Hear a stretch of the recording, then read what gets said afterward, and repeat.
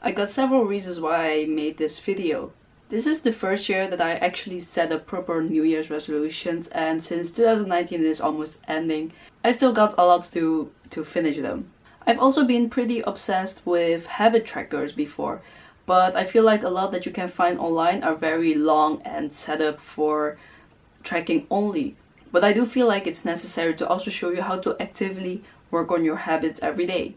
That's the second time I've explained myself, because when I was editing the original format of this video, which was kind of a vlogging style, I realized how boring I get when I start vlogging because I get very repetitive. Also, a few days into the challenge, I realized I was subconsciously following Matt Diavella's habit challenge with similar rules. So here I am just going straight to the point because I don't want to put you through a video that I can barely watch. I got 4 habits in October, which are journaling, reading, drawing, and running.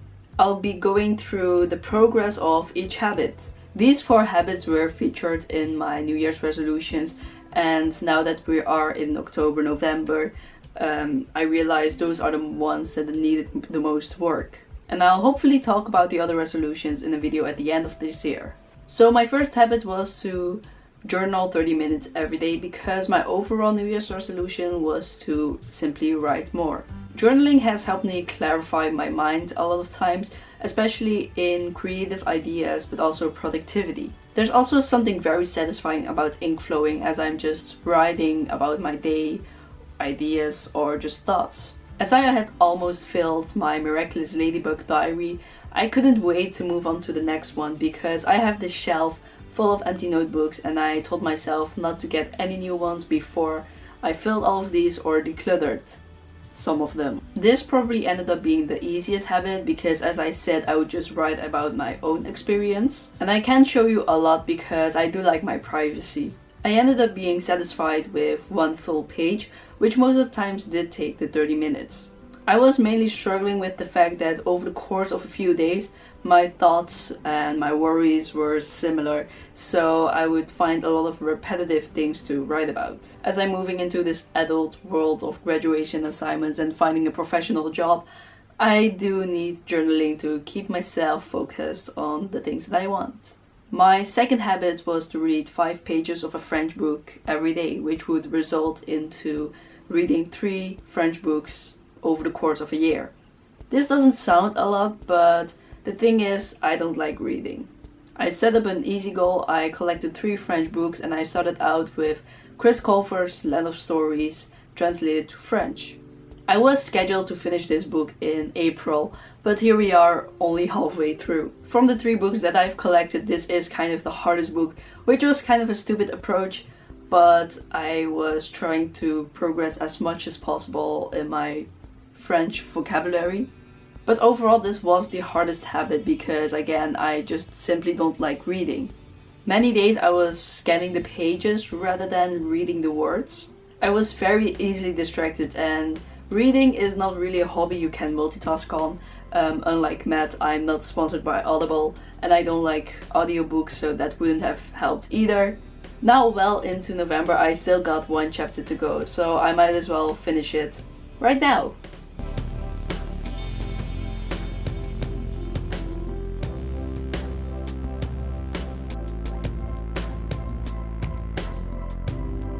And they lived happily ever after. I think the big problem with me is that I'm trying to be confident about my French skills, but in the end I end up reading a very big book without knowing the details of the story. As I do have a Gleek slash Chris Colfer fan close to me, I'm probably going to talk about her with this book, so I can maybe clarify some things that I'm kind of confused about. This does make me rethink the way that I'm trying to learn French, because obviously I need a different approach. Anyways, I love beautiful and unique dresses, and as I'm stepping my foot into this world of cosplay, I'm trying to document my own ideas more on paper. So my goal was to basically draw 1 dress a day, and I had a lot of fun with this one. For those who have visited my channel before, I have previously done like a 30-day horse drawing challenge. which are both now part of my goal to participate in an art challenge. I do think both challenges aren't that challenging skills-wise, but I think my main focus is to simply draw more and just have more on paper. Again, I can't show you all the dresses because a lot of them are kind of now secret projects that I really want to make into a physical dress. But there are still a lot of dresses that were just enjoyable to draw or just based on existing dresses.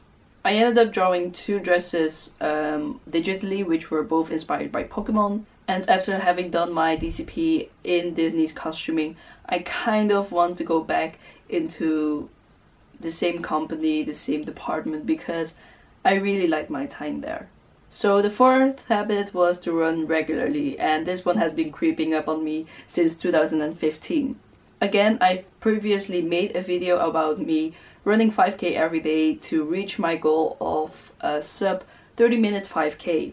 I unfortunately didn't reach this goal back in May and April, but that wasn't that dramatic as I said in the video. But in the end, it didn't help either that between the 30-day challenge and the first run in October, I only had 13 runs. I did start participating in more running events, which was a huge leap forward for me because it really helped with my confidence and endurance. This is where my habit challenge became very similar to Matt's because I also intentionally had days off to avoid burnout or injuries.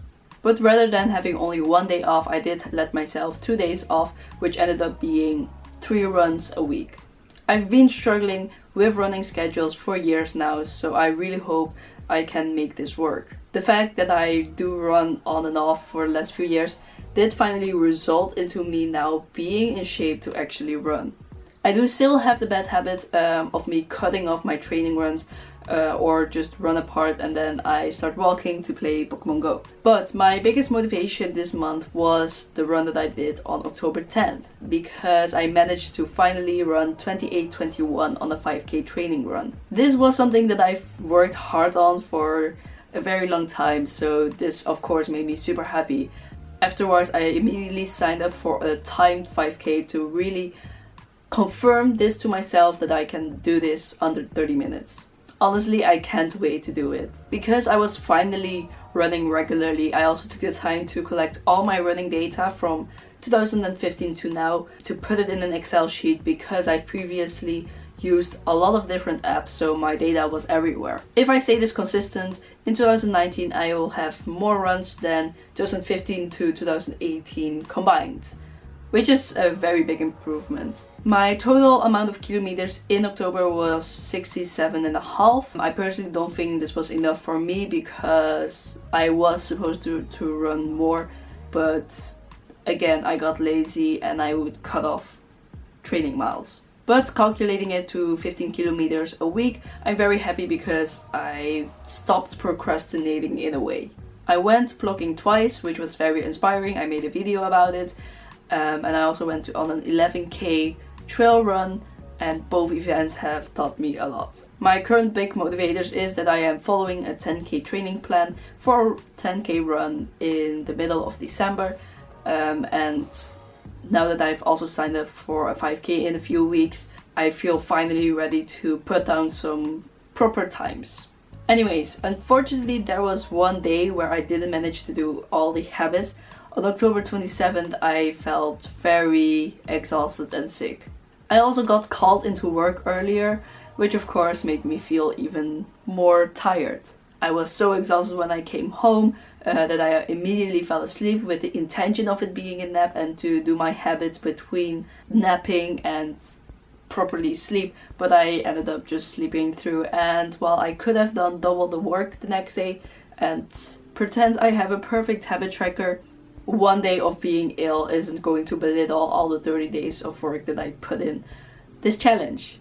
So I didn't consider the challenge to be failed because in the end I am just simply working on myself. However, directly after October 31st, I got into this very demotivated rut. That also explains why I'm filming this on the 7th of November. In an ideal situation, I would have already filmed this after I finished the habits on the 31st. After Halloween, I was doing alright. I was just simply working on my Ravelijn costume, which is a part of a Dutch series that I'm doing on my channel. But once I saw the costume in its entirety, I kind of lost it because I wasn't 100% satisfied with what I have. I was also not excited to edit this particular video, but I think refilming it has helped me a lot with my motivation, and hope to keep pushing through to stay on my upload schedule. A recurring thing in my video is to say what's next. So I got 2 French books to read, I gotta keep running, and I hope to create some of the dresses that I've designed this month. Journaling is really a background thing, so I'll automatically pick it up when I'm feeling bored or a little bit stressed, so I'm not worried too much about this. As I mentioned before, I will be making a New Year's resolutions video at the end of the year to see if I kept all of my resolutions, but I hope I get a lot done in the upcoming 2 months. I hope this video has motivated you to work on your own goals. Maybe it motivated you to set some new goals. Maybe you want to take a second look at your New Year's resolutions that you kind of forgot about. But in the end, thank you for watching, and hopefully see you next time.